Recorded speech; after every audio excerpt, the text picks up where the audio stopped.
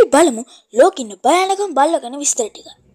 ඉතින් ඔබට දැන් පේන්නේ කේන් කෝසෝ යන බල්ලාගේ රූපයකින්.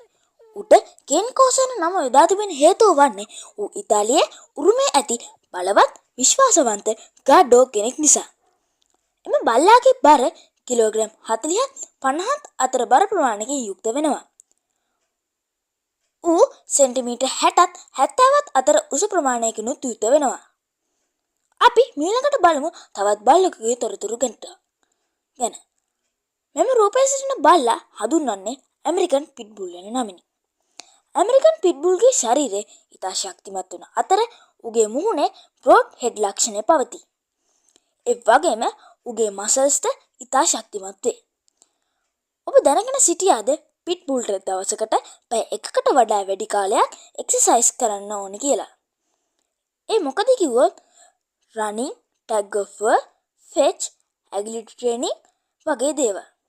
එහෙනම් මම ඊළඟ දවසේ මේ වගේම තවත් වීඩියෝ එකක් ඔයගොල්ලන්ට අරන් එන්නම්.